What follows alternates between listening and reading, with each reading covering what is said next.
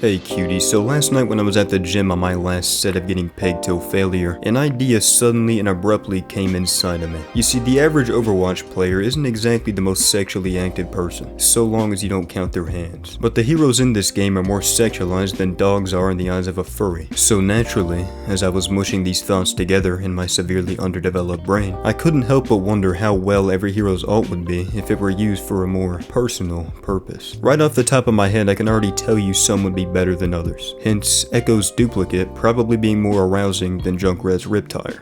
But everyone's entitled to their own shitty opinion, even if they're borderline terroristic. So enough of the nothing burgers. Let's start off with the most masculine man you'll ever meet. First up we got Cassidy's High Noon. Now I can't really find a use for this other than just kinda sitting idle and admiring this man's physique as he just aura farms on the side of the bed. But I'd like to imagine that whenever Cass uses his dead eye during sexy time, instead of a tumbleweed blowing by, the towel he's wearing just flies off and instead he says it's High Goon. I mean, this would explain why Ash fell in love with him and why she's so upset that he left. Next up is Ash's Bob. Now I'm gonna paint a picture for you right quick. Imagine you're about to get intimate with the hottest female hero in the game, and then out of literally left field she summons the behemoth known as Bob right under the sheets with you. For some this would be a bonus, and to others this would eradicate their boner. I personally believe Bob is the best looking Omnic in the game, so I wouldn't mind as much.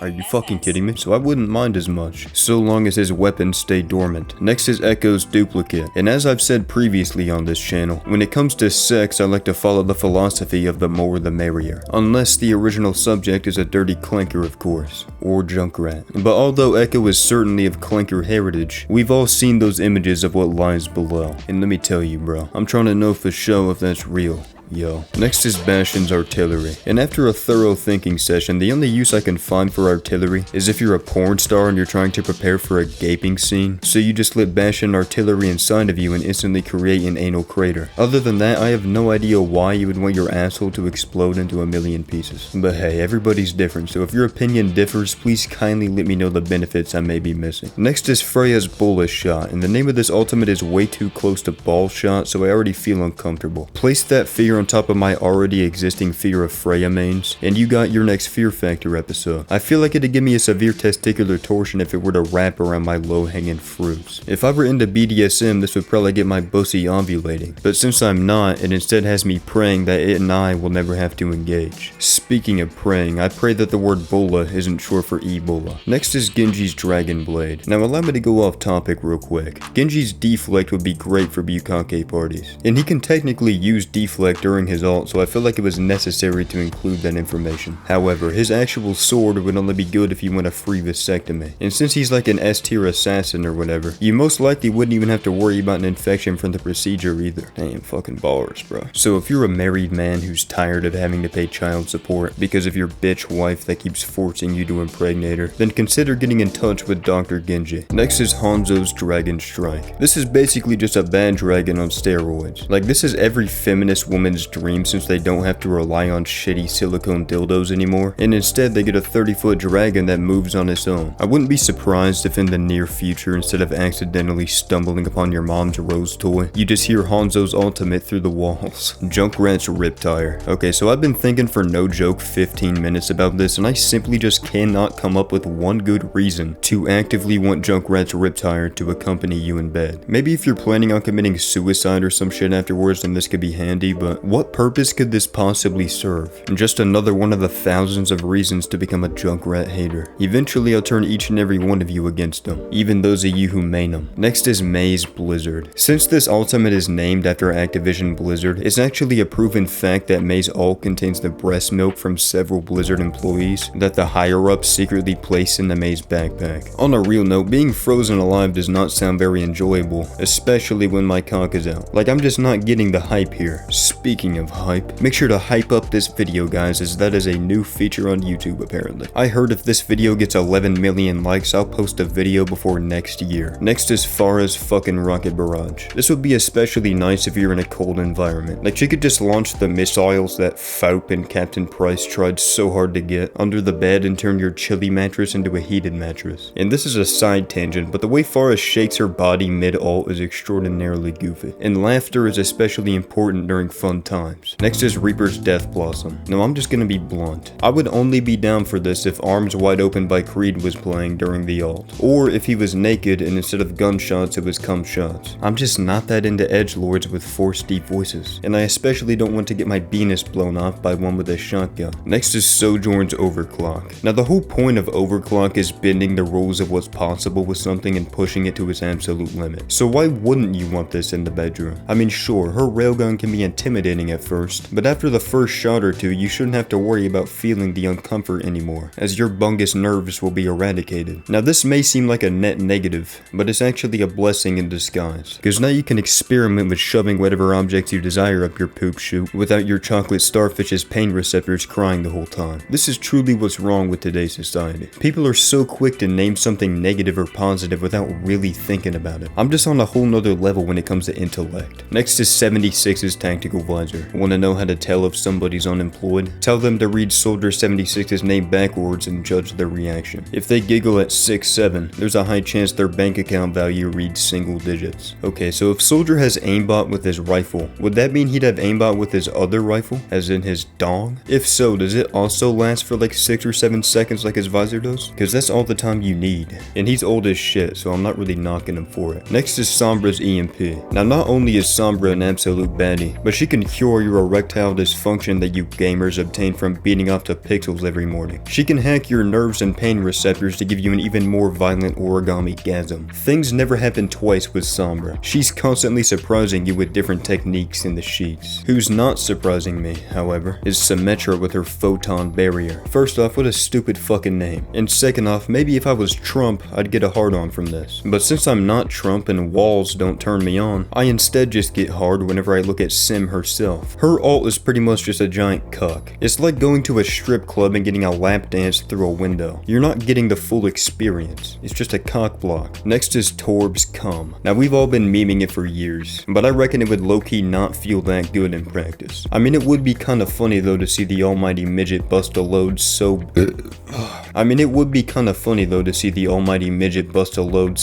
that it puts OG Mudbone to shame, but molten lava dribbling from my crack doesn't quite hit the horny bone for me. Next is Tarser's Pulse Bomb. Okay, hear me out. Imagine she put the pulse bomb directly over your prostate. I mean sure, the result would look like your bungus just got squashed by a hydraulic press, but for maybe a millisecond, it would feel magical. And it's not like you're gonna get much touchy time with Tracer anyways, cause she'll blink into a different country before you even get the first stroke in, due to her severe ADHD. Next is Venturd's Tectonic Shock. This would likely rattle your organs, causing vibrations you've never felt before. Venture's ult is proof that 4 good strokes is all you need. Actually, if we're being technical, they only need 2, cause after the second, your body goes flying across the map in euphoria. Lastly, for the DPS, we got Widow's Infrasight. Now, wall hacks could really only prove useful for a few reasons. The 2 best reasons would be if you're convinced your spouse is cheating on you, or you just want to cuck someone through the wall. This is the type of power the average redditor would donate both of their kidneys to acquire. That way they can spy on their stepmom through the closet door. But yeah, overall this is just a very niche ultimate in most cases. Next is Diva's fucking nuke. Are you bored of having sex? Burned out of doing the same 3 sex positions over and over? Well, allow me to introduce you to Diva's ultimate. For the small price of losing your life, you can experience the same thing the residents of Hiroshima did all those years ago. And guess what? You'll no longer have an excuse for being a miserable virgin loser, cause you'll be fucking dead. I don't think I need to explain to you why getting blown up mid-sex session is bad for you. The only way this could ever prove worthy is if you're doing Unibomber roleplay. Next is Doom's Meteor Strike. You know how some mind-corrupted people like to be stepped on? Well, Doomfist takes this to the next level and gives you the same treatment the dinosaurs got millions of years ago. I guess if you want this to be your last ever goon session, then you wouldn't mind feeling the gauntlet on your gooch. But if you're just a casual sexer, I wouldn't recommend meandering with the Fister of Doom. Next is Hazard's Downpour. Millions of little tiny crack rocks falling from the sky and penetrating you. This is every crackhead's dream. No longer do they have to rob innocent people to be able to afford their daily dose of black tar crack fent. They can just get it from the Scottish man. Also, don't think you vapors are safe. If you vape, you will get to the point in your life where this will be your biggest dream as well. But for the normal citizens,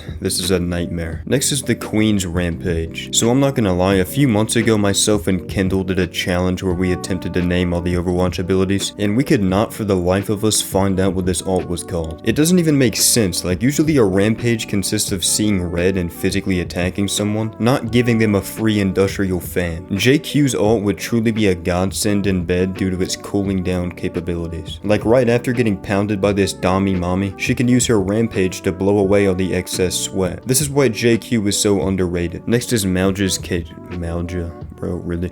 Next is Malga's cage fight. Similar to Shadowmaker, his ult would be handy in very niche situations. For example, if you were to catch another brochacho tapping your girl, you could get Malga to use his cage fight, trapping the two of you in there. This would show who the true alpha is, and which one of you actually deserves the whore. The only other instance I can think of is if your girl is blind. Next is Orissa's Terra Surge. Too many couples today have long distance relationships. Luckily though, Orissa solves this societal issue, because she pulls everyone together and keeps them there in a literal standpoint. This will help you get to know the person you're in a relationship with better. You'll quickly discover all their flaws as you figure out how to get out of this terrible situation that you're in. I hope you never get into this situation with Orissa herself though, cause she is 3 years old. Next is Ram Daddy's Annihilation. There's a reason everyone simps for Ram. He looks rather sophisticated when he's in his fister mode. Like I would feel very comfortable with this massive man beside me in bed. Also, he's got like 4 hands in his nemesis mode. So obviously I'm gonna want to see what goes down. Next is Ron's glorious shatter. Imagine you're arguing over who gets top and Reinhardt just solo shatters you with so much riz that you physically can't move. It's also a proven fact that Ron can shatter you with his penis as well. And his dong is canonically the same size as his hammer, so take that as you will. Also, imagine you had a long day at work and you can't sleep or something. You could just ask Ron to shatter you in the bed, instantly putting you to forever sleep. It's a win-win situation, even if it's not sexual. Next is Bubbalicious's whole hog. I mean, it's literally in the name. Fat people get stereotyped for having small penises way too much. There's people who would sacrifice their bloodline for Bubba to unload his scrap in them, myself included. There's an ancient legend that says having a bungus full of Bubba scrap instantly puts you in Champion 1. Unfortunately, while this is true, your teammates are so retarded that you'll just instantly drop back down to Gold 5. It's not your fault though. Trust. Next is Sigma's Gravitic Flux. Real quick, can we just talk about how nerdy the name of this man's alt is? Like, I never want to hear someone say, oh my god guys, Sigma just fucking Gravitic Fluxed all over me.